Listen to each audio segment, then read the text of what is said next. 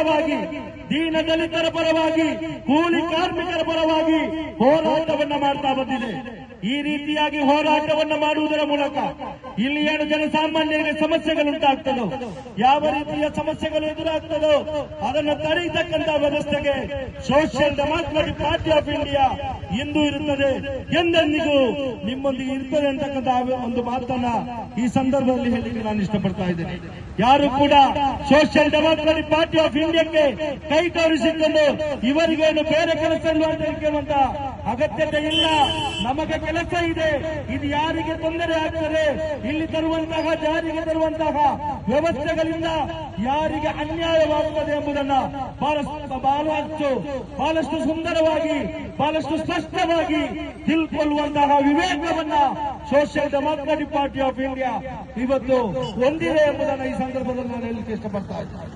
ಈ ಮೂಲಕ ಕರ್ನಾಟಕ ರಾಜ್ಯ ಸರ್ಕಾರಕ್ಕೆ ನಾವು ಹೇಳಬಯಸುವುದು, ಜನಸಾಮಾನ್ಯರಿಗೆ ಹೊರೆಯಾಗತಕ್ಕಂತಹ ಈ ರೀತಿಯ ಬಸ್ತರ ಹೇರಿಕೆಯನ್ನ ನೀವು ತಕ್ಷಣದಿಂದಲೇ ಅದನ್ನ ಇಲ್ಲಿ ಯಾವುದೇ ಕಾರಣಕ್ಕೂ ಜಾರಿ ಮಾಡದೆ ಜನಸಾಮಾನ್ಯರ ಪರವಾಗಿ ನೀವು ಕೆಲಸವನ್ನ ಮಾಡಿ ಅಂತೇಳಿ ನಾವು ಇಲ್ಲಿನ ರಾಜ್ಯ ಸರ್ಕಾರಕ್ಕೆ ಹೇಳಬಯಸ್ತೇವೆ. ಅದರೊಟ್ಟಿಗೆ ನೀವು ನೋಡಿರಬಹುದು, ಇವತ್ತು ನಿತ್ಯ ಉಪಯೋಗಿ ವಸ್ತುಗಳ ಬೆಲೆಗಳು ಕೂಡ ಗಗನಕ್ಕೇರಿದೆ. ಇಲ್ಲಿನ ಮತದಾರರು ಅಥವಾ ಇಲ್ಲಿನ ಸಾರ್ವಜನಿಕರಿಗೆ ಬಹಳಷ್ಟು ಅನ್ಯಾಯವಾಗುವ ರೀತಿಯಲ್ಲಿ ಪ್ರತಿಯೊಂದು ವ್ಯವಸ್ಥೆಗಳು ದಿನದಿಂದ ದಿನಕ್ಕೆ ಕ್ಷೀಣಿಸುವಂತಹ ಈ ವ್ಯವಸ್ಥೆ ಇದು ನಮಗೆ ಖಂಡಿತವಾಗಿಯೂ ನಾಳೆ ನಮಗೆ ತೊಂದರೆಯನ್ನ, ನಮಗೆ ಸಂಕಷ್ಟವನ್ನ ತಂದುಕೊಡ್ಲಿಕ್ಕಿದೆ. ಆದ್ದರಿಂದ ಈ ಸುಳ್ಯದ ಮಹಾಜನತೆಯಲ್ಲಿ ವಿನಂತಿಯನ್ನ ಮಾಡಿಕೊಳ್ತಾ ಇದ್ದೇನೆ, ಯಾರು ಕೂಡ ಕೈ ಕಟ್ಟಿ ನೋಡುವಂತಹ ಸಂದರ್ಭ ಅಲ್ಲ. ಇಲ್ಲಿ ನಮ್ಮನ್ನ ಆಳ್ವಿಕೆ ಮಾಡಲಿಕ್ಕೆ ನಾವು ಆಯ್ಕೆ ಮಾಡಿ ಕಳಿಸಿದಂತಹ ಆ ರಾಜ್ಯ ಸರ್ಕಾರವನ್ನು ನಡೆಸತಕ್ಕಂಥವರಿಗೆ ನೀವು ಕೂಡ ಮನವಿಯನ್ನ ಮಾಡಿಕೊಳ್ಬೇಕು. ಏನು ನೀವು ಚುನಾವಣಾ ಸಂದರ್ಭದಲ್ಲಿ ನಾವು ಸಾರ್ವಜನಿಕರ ಪರವಾಗಿ ಇಲ್ಲಿರ್ತಕ್ಕಂಥ ಬಡ ಬಗ್ಗವರ ಪರವಾಗಿ ಕೆಲಸ ಮಾಡ್ತಕ್ಕಂಥ ಮಾತನ್ನ ಹೇಳಿದ್ದೀರಾ, ಅದನ್ನ ನೀವು ಸ್ಪಷ್ಟವಾಗಿ ನೀವು ಜಾರಿಗೆ ತರಬೇಕು.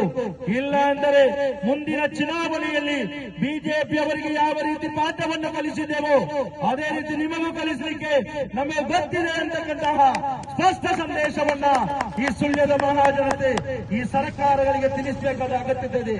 ನೀವು ಏನು ಕಾರಲ್ಲಿ ಹೋಗ್ತೀರಂತೇಳಿ ಬಸ್ತರ ಹೇರಿಕೆಯ ಬಗ್ಗೆ ಮಾತನಾಡದೆ ಕುಳಿತುಕೊಂಡರೆ ನಿಮಗೂ ಕೂಡ ಸಂಕಷ್ಟ ಬರಲಿಕ್ಕಿದೆ. ಇಲ್ಲಿ ತೈಲ ಬೆಲೆಗಳನ್ನು ಕೂಡ, ಪೆಟ್ರೋಲ್ ಡೀಸೆಲ್ ಬೆಲೆಗಳನ್ನು ಕೂಡ ಗಗನಕ್ಕೇರಿಸುವಂತಹ ಆ ಕಾನೂನನ್ನು ಸಂಪುಟದಲ್ಲಿ ಚರ್ಚಿಸಿಕೊಂಡು ಈಗ ಶೀಘ್ರದಲ್ಲೇ ಜಾರಿಗೆ ತರಲಿಕ್ಕಿದ್ದಾರೆ. ಇಲ್ಲಿ ಖಜಾನೆ ಖಾಲಿಯಾಗಿದೆ ಬಂಧುಗಳೇ, ಇಲ್ಲಿ ಖಜಾನೆ ಖಾಲಿಯಾಗಿದೆ. ಇವರಿಗಿರುವಂತಹ ವಿದೇಶ ಪ್ರಯಾಣಗಳಿಗೆ, ಇವರಿಗೆ ಬೇಕಾದ ವ್ಯವಸ್ಥೆಗಳಿಗೆ, ಇವರ ಕುಟುಂಬವನ್ನ ಇಲ್ಲಿ ಚೇತರಿಸಲಿಕ್ಕೆ ಬೇಕಾಗಿ ಇಲ್ಲಿ ಇವರು ನಮ್ಮ ರಾಜ್ಯ ಸರ್ಕಾರದ ಬೊಕ್ಕಸದಲ್ಲಿರುವಂತಹ ಖಜಾನೆಯನ್ನ, ಆ ಖಜಾನೆಯಲ್ಲಿರುವಂತಹ ಸಂಪತ್ತನ್ನ ಲೂಟಿ ಮಾಡಲಿಕ್ಕೆ ಹೊರಟಿದ್ದಾರೆ. ಆದ್ದರಿಂದ ಇಲ್ಲಿನ ಸುಳ್ಯದ ಪ್ರತಿಯೊಬ್ಬ ಮಹಾಜನತೆ ಕೂಡ ಅರ್ಥ ಮಾಡಿಕೊಳ್ಬೇಕು, ನೀವು ಹೋರಾಟದಲ್ಲಿ ಸೋಷಿಯಲ್ ಡೆಮಾಕ್ರೆಟಿಕ್ ಪಾರ್ಟಿ ಆಫ್ ಇಂಡಿಯಾದೊಂದಿಗೆ ನೀವು ಕೈ ಜೋಡಿಸಿಕೊಳ್ಬೇಕು.